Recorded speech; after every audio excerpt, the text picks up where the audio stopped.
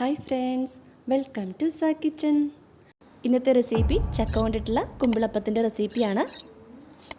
Video ഇഷ്ടമാവുകയാണെങ്കിൽ എല്ലാവരും ഒന്ന് ലൈക്ക് ചെയ്തേക്കണേ. എന്നാൽ നമുക്ക് വീഡിയോയിലേക്ക് പോകാം. ഇതിന് വേണ്ടിയിട്ട് ഞാനിവിടെ നല്ല പഴുത്ത ചക്ക എടുത്തിട്ടുണ്ട്. കുഴച്ചക്കയോ അല്ലെങ്കിൽ വരിക്കച്ചക്കയാണെങ്കിലും കുഴപ്പമൊന്നുമില്ല, ഏത് ചക്ക വേണമെങ്കിലും എടുക്കാം. ഇതിൻ്റെ കുരുവൊക്കെ കളഞ്ഞ് നമുക്കിത് വെള്ളമൊന്നും ഒഴിക്കാതെ മിക്സിയുടെ ജാറിലിട്ട് നല്ലോണം ഒന്ന് അരച്ചെടുക്കാം. ഇത് അരച്ചെടുത്തതിന് ശേഷം നമുക്ക് അടികട്ടിയുള്ള ഒരു പാത്രത്തിലേക്ക് 1 ടേബിൾ സ്പൂൺ നെയ്യ് ഒഴിച്ചു കൊടുത്തിട്ട് നമുക്ക് ഈ പൾപ്പ് ഇതിലേക്ക് ഇട്ട് കൊടുക്കാം. എന്നിട്ട് കൈയെടുക്കാതെ ഇത് നല്ലവണ്ണം ഇളക്കി കൊടുക്കാം. ഏകദേശം ഒരു 10 മിനിറ്റോളം നമുക്കിതിങ്ങനെ ഇളക്കി കൊടുക്കാം. ഇതിൻ്റെ വെള്ളമൊക്കെ ഒരുവിധം വറ്റി വരുമ്പോഴത്തേക്കും നമുക്ക് സ്റ്റൗ ഓഫ് ചെയ്യാം. ഇതിങ്ങനെ കുക്ക് ചെയ്തെടുത്തിട്ട് നമുക്ക് ഇന്നിപ്പോൾ നമ്മൾ തയ്യാറാക്കുന്നില്ല എന്നുണ്ടെങ്കിൽ നമുക്കിത് ഫ്രിഡ്ജിലോട്ട് വെക്കാം. എന്നിട്ട് നമുക്ക് നമ്മുടെ ആവശ്യത്തിനനുസരിച്ച് എടുത്ത് നമുക്ക് കുമ്പിളപ്പം ഉണ്ടാക്കിയെടുക്കാം. ഇതിപ്പോൾ ഇവിടെ നല്ലവണ്ണം ഒന്ന് വെന്ത് വന്നിട്ടുണ്ട്. നമുക്കിനി സ്റ്റൗ ഓഫ് ചെയ്ത് കൊടുക്കാം. ഇനി നമുക്ക് കുറച്ച് ശർക്കര ഉരുക്കിയെടുക്കാം. ഞാനിവിടെ 250 ഗ്രാം ശർക്കരയാണ് എടുത്തിരിക്കുന്നത്.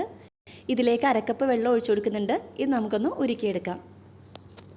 ശർക്കര ഉരുക്കി വരുന്ന സമയം കൊണ്ട് നമുക്ക് കുറച്ച് കാഷ്യൂ നട്ട് ഒന്ന് ഫ്രൈ ചെയ്തെടുക്കാം. ഇതിന് വേണ്ടിയിട്ട് ഒരു പാനിലേക്ക് 1 ടീസ്പൂൺ നെയ്യ് ഒഴിച്ചു കൊടുക്കുന്നുണ്ട്. എന്നിട്ട് അതിലേക്ക് 10 കാഷ്യൂ നട്ട് ഇട്ട് കൊടുക്കുന്നുണ്ട്. ഈ ടൈമിൽ ഒരു 2 ടേബിൾ സ്പൂൺ തേങ്ങാക്കൊത്തും കൂടി ഇട്ട് നെയ്യിലൊന്ന് ഫ്രൈ ചെയ്തെടുക്കുകയാണെങ്കിൽ നമ്മുടെ കുമ്പിളപ്പത്തിന് നല്ലൊരു ടേസ്റ്റ് ഉണ്ടാവും. പക്ഷേ എൻ്റെ കയ്യിൽ തേങ്ങാക്കൊത്തില്ല, ഞാൻ ചിരകിയ തേങ്ങയാണ് വാങ്ങിച്ചിരിക്കുന്നത്. അതുകൊണ്ട് ഞാനിപ്പോൾ കാഷ്യൂ മാത്രമേ ഫ്രൈ ചെയ്തെടുക്കുന്നുള്ളൂ. ഇനി ഒരു പാത്രത്തിലേക്ക് നമ്മൾ നേരത്തെ വേവിച്ച് വെച്ചിരിക്കുന്ന ചക്ക ഇട്ട് കൊടുക്കാം. ഇനി ഇതിലേക്ക് 1 കപ്പ് റവയാണ് ചേർക്കുന്നത്. ഞാനിവിടെ വറുത്ത റവയാണ് എടുത്തിരിക്കുന്നത്. റവയ്ക്ക് പകരം നിങ്ങൾക്ക് വേണമെന്നുണ്ടെങ്കിൽ അരിപ്പൊടിയോ ഗോതമ്പ് പൊടിയോ ചേർക്കാവുന്നതാണ്. റവ കൊണ്ടിട്ട് ഉണ്ടാക്കുമ്പോഴത്തേക്കും ഇത് കുറച്ചുകൂടി ടേസ്റ്റി ആയിട്ട് എനിക്ക് തോന്നാറുണ്ട്. പിന്നെ കുറച്ച് സോഫ്റ്റും ആയിരിക്കും.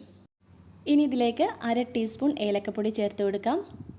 ഇനി ഇതിലേക്ക് 1 കപ്പ് തേങ്ങ ചേർത്ത് കൊടുക്കുന്നുണ്ട്. ഇനി ഒരു 1/4 ടീസ്പൂൺ ചെറിയ ജീരകം പൊടിച്ചതും കൂടി ചേർത്ത് കൊടുക്കുന്നുണ്ട്. നമ്മൾ ഫ്രൈ ചെയ്ത് വെച്ചിരിക്കുന്ന കാഷ്യൂ നട്ട് ചെറിയ പീസുകളാക്കിയിട്ട് ഇതിലേക്ക് ഇട്ട് കൊടുക്കാം. ഇനി നമുക്ക് നമ്മുടെ ശർക്കര പാനി ഇതിലേക്ക് കുറച്ചായിട്ട് ഒഴിച്ചു കൊടുത്തിട്ട് നല്ലവണ്ണം ഒന്ന് കുഴച്ചെടുക്കാം. മാവ് ഒരുപാട് ലൂസായി പോകരുത്. അതുകൊണ്ടിട്ട് തന്നെ ശർക്കര പാനി നമ്മൾ ചേർക്കുമ്പോഴത്തേക്കും കുറച്ചായിട്ട് മാത്രം ഒഴിച്ചു കൊടുക്കുക. നമ്മുടെ മാവ് ഇപ്പോൾ ഇവിടെ റെഡി ആയിട്ടുണ്ട്. ഇനി നമുക്കൊരു 10 മിനിറ്റോളം ഇത് അടച്ചു വെക്കാം. ഇതിപ്പോൾ കുഴച്ച് വെച്ചിട്ട് ഏകദേശം ഒരു 10 മിനിറ്റൊക്കെ ആയിട്ടുണ്ട്. ഇനി ഇലയൊന്ന് കുമ്പിൾ കുത്തിയിട്ട് നമുക്കതിലേക്ക് ഈ മിക്സ് വെച്ച് കൊടുക്കാം. ഇതിന് ഞാനിപ്പോൾ ഉപയോഗിക്കുന്നത് വാഴയിലയാണ്. നിങ്ങളുടെ കയ്യിൽ വയനയിലയില്ലേ അല്ലെങ്കിൽ ഇടനയില ഇതുണ്ടെങ്കിൽ അത് ഉപയോഗിക്കുന്നതാണ് നല്ലത്. വയനയില വെച്ചിട്ടാണ് നമ്മൾ കുമ്പിളപ്പമൊക്കെ ഉണ്ടാക്കുന്നതെങ്കിൽ അതിന് നല്ലൊരു ടേസ്റ്റും നല്ലൊരു സ്മെല്ലും ഒക്കെ ഉണ്ടാവും. അപ്പോൾ നിങ്ങളുടെ കയ്യിലുണ്ടെങ്കിൽ തീർച്ചയായും അത് ഉപയോഗിക്കുക. ഇനി നമുക്കിത് ആവിയിലൊന്ന് വേവിച്ചെടുക്കാം. ഒന്നുമില്ലെങ്കിൽ ഇഡ്ഡലി പാത്രത്തിലോ അല്ലെങ്കിൽ സ്റ്റീമറിലോ വെച്ചിട്ട് നമുക്കിത് കുക്ക് ചെയ്തെടുക്കാം. ഇപ്പോൾ ഏകദേശം 20 മിനിറ്റൊക്കെ കഴിഞ്ഞിട്ടുണ്ട്. കുമ്പിളപ്പം ഇവിടെ റെഡിയായി വന്നിട്ടുണ്ട്. അപ്പോൾ വീഡിയോ ഇഷ്ടമായാൽ എല്ലാവരും ഒന്ന് ലൈക്ക് ചെയ്തേക്കണേ. പിന്നെ നിങ്ങളുടെ അഭിപ്രായങ്ങൾ കമൻസിലൂടെ ഒന്ന് അറിയിച്ചേക്കണേ. പിന്നെ എൻ്റെ ചാനൽ സബ്സ്ക്രൈബ് ചെയ്യാത്തവരുണ്ടെങ്കിൽ ഒന്ന് സപ്പോർട്ട് ചെയ്തേക്കണേ. എന്നാൽ ഇനി അടുത്തൊരു വീഡിയോ ആയിട്ട് വരാം. Till then bye.